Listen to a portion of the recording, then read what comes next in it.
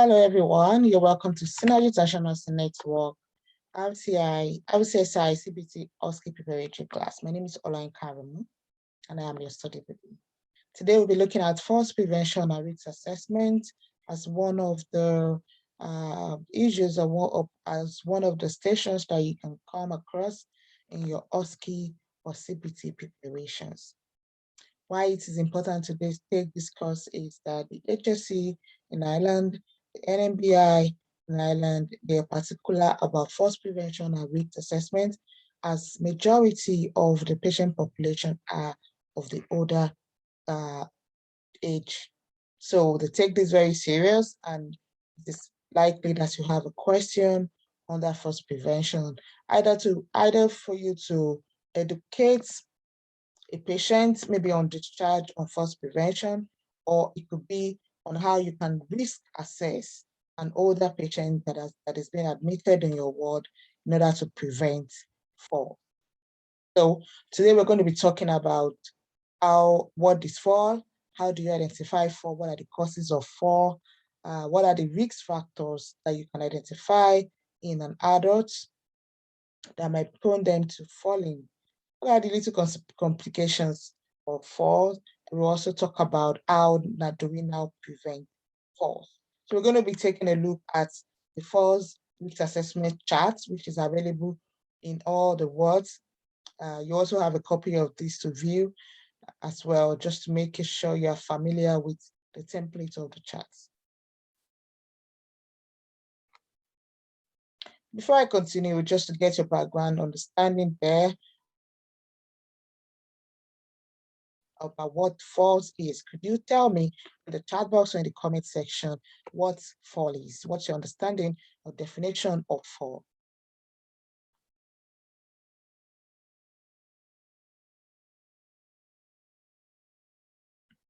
Thank you so much as you do that. So just a recap, just to explain what falls is.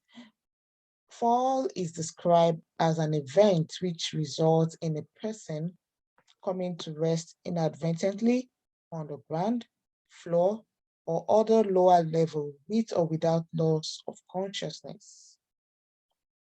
That's according to the HSC 2019. You see that's a very recent definition there.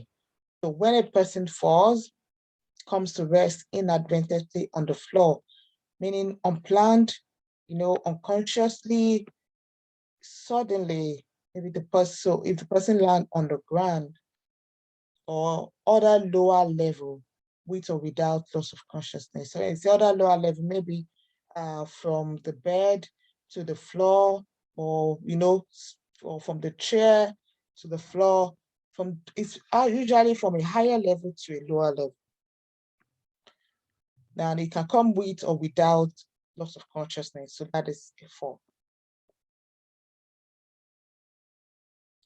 I'm going to go over now and see how do we identify fall? How do we identify fall? What are the things you should look out for? Causes of fall.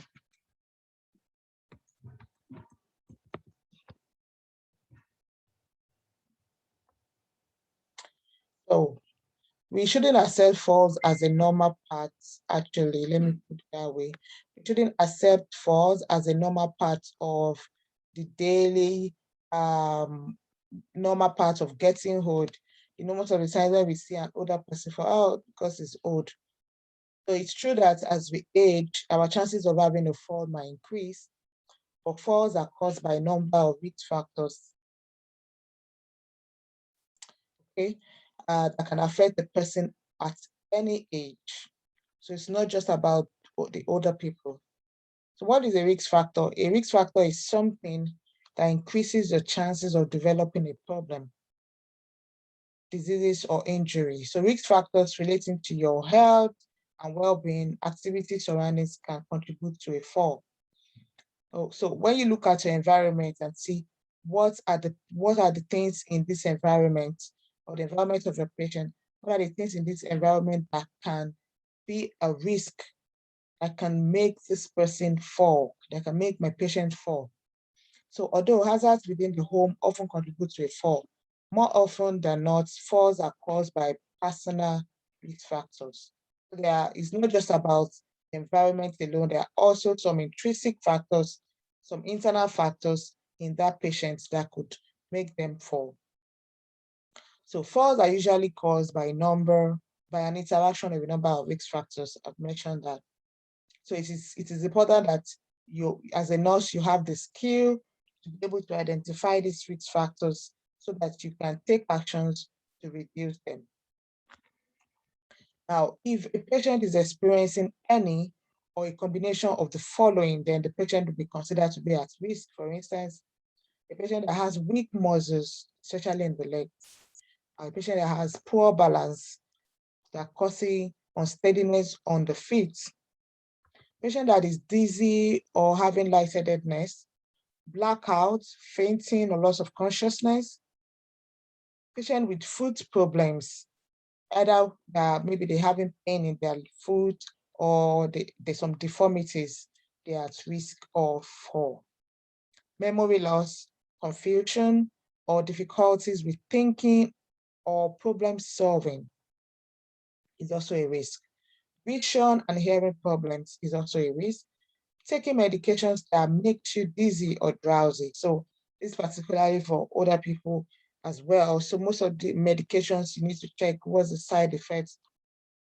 Drinking too much alcohol, especially with medications, or people with small bladder or bowel conditions. So as that might not really, you might not think of that, how will somebody with small bladder or bowel conditions, if the person is having frequency or urgency in urination or to move the bowel, the patient can fall, maybe due to the person is walking fast or is running, or maybe even after being a period of incontinence and the floor is wet, person could slip and fall. So that's about the general causes of falls, risk factors of falls. Now, particularly when a patient comes into your care, what are you supposed to do? A fall as a warning sign, a fall could be a warning sign of other more serious, diseases or illness. A fall might be the first sign of a new or worsening health condition. New and often temporarily, health conditions can cause falls.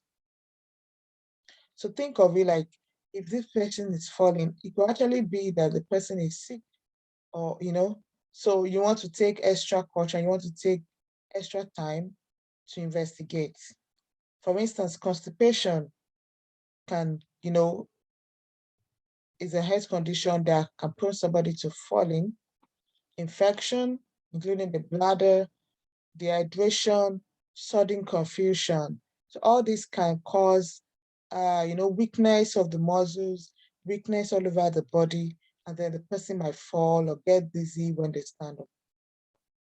For this reason, it is also important that once you notice that a patient has 1 to 3 episodes of fall, you might want to check other things like we have mentioned.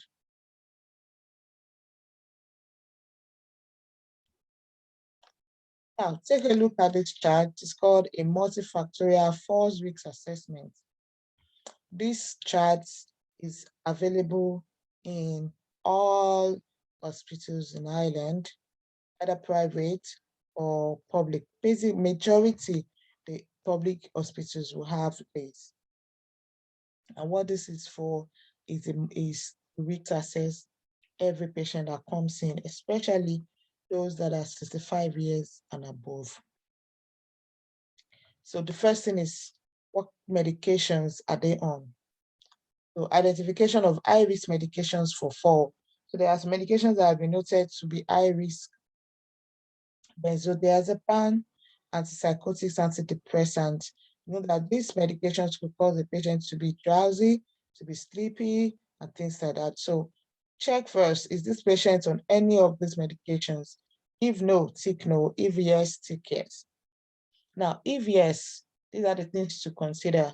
You must liaise with the prescriber regarding new high-risk medication prescribed. So liaise with the pharmacist, just a mention of all that so that they are aware that there's a patient on this medication. Evidence for prescribing rationale completed. So this needs to be completed and make sure that on the drug cadets, there is always a colon for psychotropic prescribing algorithm. This needs to be completed. So your own duty as a nurse is to make sure that you have done all this. You liaise with the prescriber, just the prescriber will be the doctor. So talk to the doctor about this. Just a mention of it. Of course, they know as well, but you just have to play your own part. Liaise with the pharmacist as well, and make sure that the box that needs to be signed, ticked or signed is done. And of course, write the date and time. The other thing you need to pay attention to is orthostatic hypotension. So this has to do with the cardiovascular system. So line and standing blood pressure reading indicate possible orthostatic hypotension. So if a patient comes in, you need to be able to check the blood pressure, lying and standing. Because the difference, if there's a difference of this, it can be a probable orthostatic hypotension. And when somebody is having orthostatic hypotension, meaning on standing up, the blood pressure drops and the person may be dizzy and then fall. That is orthostatic hypotension. So check, is there any evidence, any indication of orthostatic hypotension? No or yes. If yes, consider the following. You need to consult the medical team and they need to review the antihypertensives or diuretics if the patient is on these medications.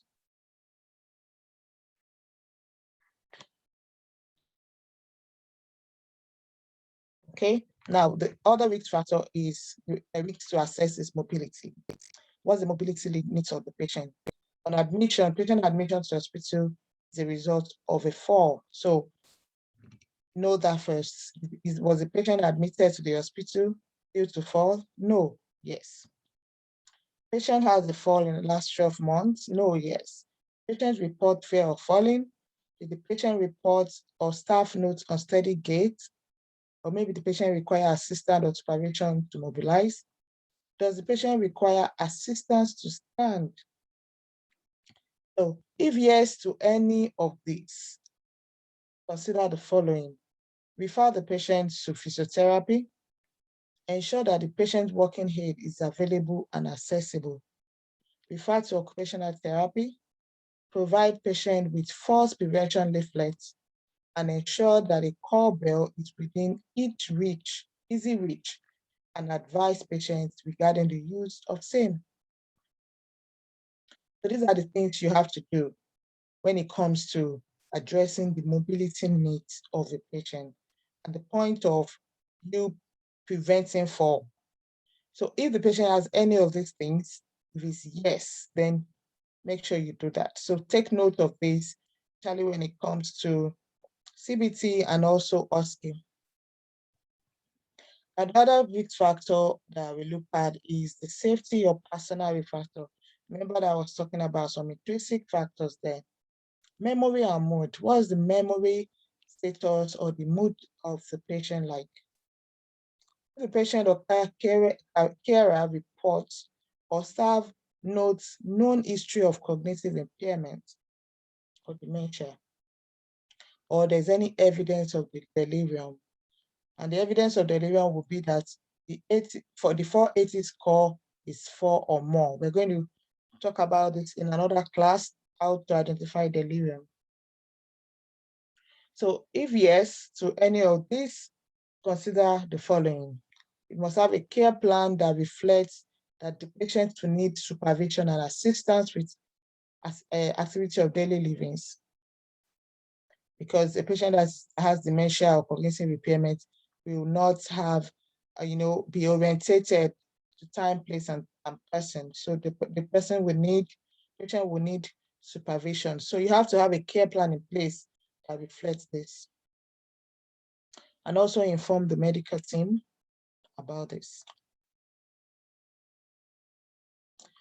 Visual impairments. If the patient report or the staff note vision impairment on admission? If yes, ensure that glasses or visual aids are available or reachable and clean. Now, access to the toilets. The patient need assistance mobilizing to toilets. If yes, consider the following. So have a care plan in place. So your care plan must clearly state that this patient requires assistance with toileting and ensure accessible cowbells is in place. Footwear is another thing. Footwear, inappropriate footwear is a risk factor for falls. So make sure that the patient has an appropriate footwear. So for instance, the patient comes into your facility and you realize that the patient is having inappropriate footwear. What does it mean by inappropriate? Maybe no footwear or a slippery footwear, a footwear that is not easily fastened, poorly fastened. Maybe there are, what's this called? The shoelaces are falling off and all that. So those are risk factors. So if yes, consider the following. Request alternative suitable footwear from the family or ask the patient to inform the family to get one for them. Supply alternative safe footwear if available. All right. Now, nighttime risk. Does the patient get up during the night? We have some patients like that they get up during the night. So if a patient gets up during the night, consider nighttime toileting needs. So that means the staff during the night must pay attention to be able to, make themselves available to assist the patient. Consider the need for observation and supervision and ensure accessible call bells is in place. Now, the last thing there is environment screen, which we have talked about earlier. Inadequate lighting, call bell not in place, or trip hazards, maybe water pouring on the floor or things like that. So if yes to any of these, ensure adequate lighting is in place, ensure environment is cluster-free, and partner with older person council for workability study in the area. So this applies to the community. Once you do this, this is a form that will be available in your ward. Like you see, the falls prevention screen for Acute Hospital. Here you have the patient details, the sticker that has the name, the address, the hospital code or number of the patient. Now, like I've mentioned to you, is the patient 65 years and above? Yes or no? Is the patient 50 to 64 years old and had a fall in the past year or admitted with a fall? Or does the patient need supervision for transfer or walking? Does the patient have a fear of falling or any medical condition that in your judgment would increase a risk factor, such as stroke, amputee, etc.? So like, I mentioned earlier that you use this for patients that are 65 and above. That is a first indication for you to get this chart and start filling it. Now, but we have instances where a patient that is between 50 and 64 years old might have some of those things I've explained, or if the patient is 50 under and had a fall in the past year or admitted with a fall, then you also consider using this form. Okay, so that is basically about the falls risk assessment. Now I'm going to take a break of 5 minutes there, and then we'll come back to explain more about falls prevention. Thank you very much.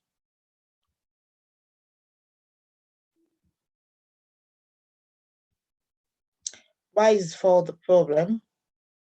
I'll go over that again. Why is fall the problem? That's because falls in other people are a serious public health problem and a needless cause of illness and death.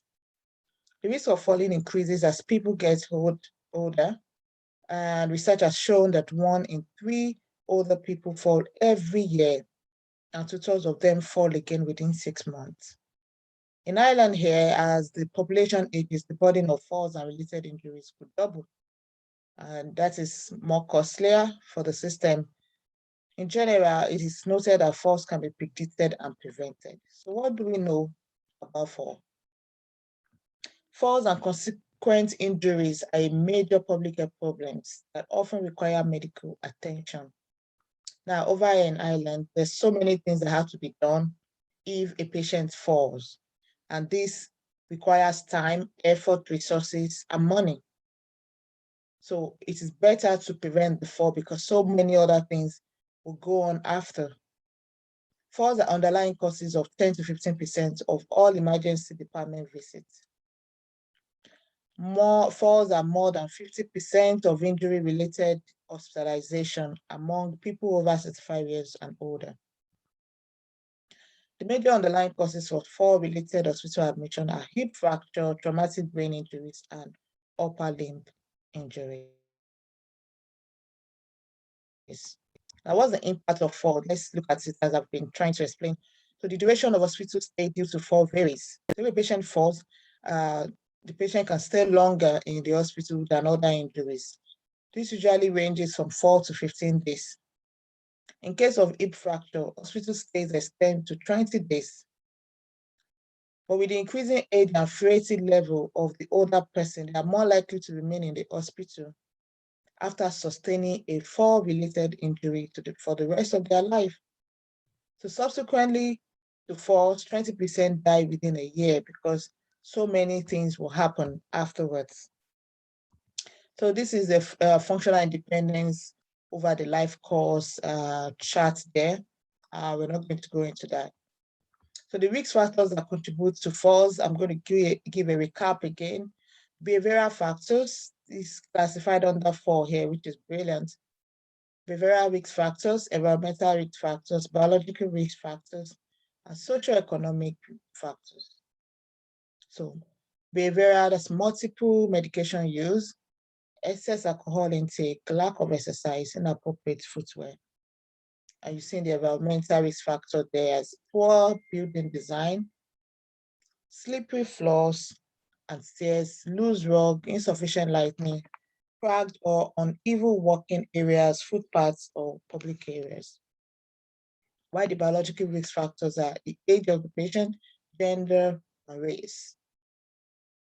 Chronic illnesses, physical, cognitive, or affective capability that might have declined, and also eyesight.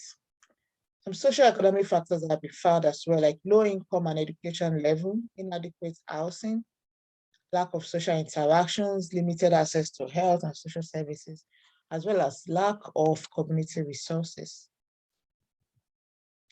So looking at the risk factors for falls is actually multifactorial. All right. So when you're doing the multifactorial risk assessment for fall, look at the history. Is there any fear of falling? So we've gone through this using that chart. There's no point going through it again. So, and also you have the interventions that you should, follow if any of those risk factors is yes. Assessment of risks. Physiotherapists often take a lead in gait and balance assessment. So you usually refer any patient that you feel like is at risk of fall to a physiotherapist. They're going to do their gait and balance assessment, and they usually use the validated assessment tool known as Breg Balance Scale. So therapists also lead out on many exercise program and provides individual exercise and goal-based intervention for patients. As well as occupational therapists and nurses will also help us help out to provide holistic assessment. So when you are referring to a multidisciplinary team as well, because it is recognized that falls require multifactorial interventions because it could be as a result of multifactorial risk factors. All right, so imagine if it's about the medication, you want to talk to the GP, you want to talk to the pharmacist, Okay, you also want to educate the patient. It's about the environment, home modifications might be put in place, and exercise programs and so on.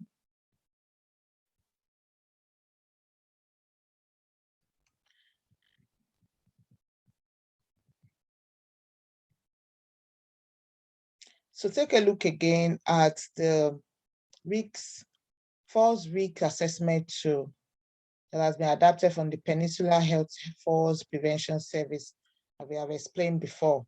So this is what you have to use in your ward. Is available in the hospital settings, and you should get yourself familiar with this.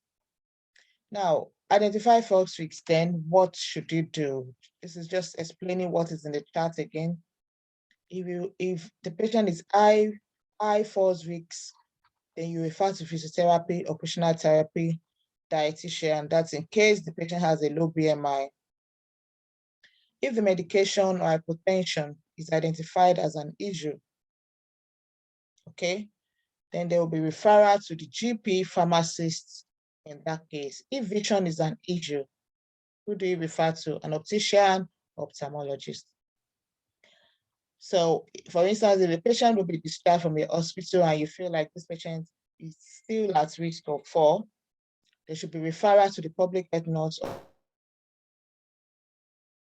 the GP in the community so that they can support specialist referrals. It's also important that we partner with patients and their family. So patients will be given discharge leaflets that talks about falls prevention. Also, you want to identify exercise or activity programs that will support muscle strengthening and gait for the patient.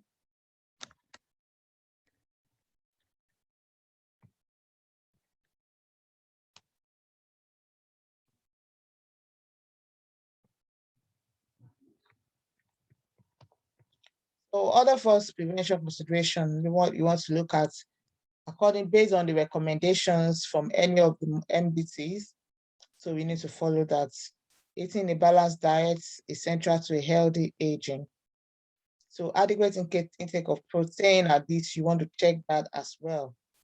Now, falls prevention at home. Remember that the patient will not be in the hospital forever. So think of this. Other people living at home should be asked routinely whether they are falling in the last year. Other people reporting a fall should have a multifactorial risk assessment. So this needs to be done even if they are at home. Right, so that's just the summary of today's class, falls prevention and risk assessment. So what you should put at the back of your mind is you will have a falls risk assessment tool that you will use to risk assess your patient.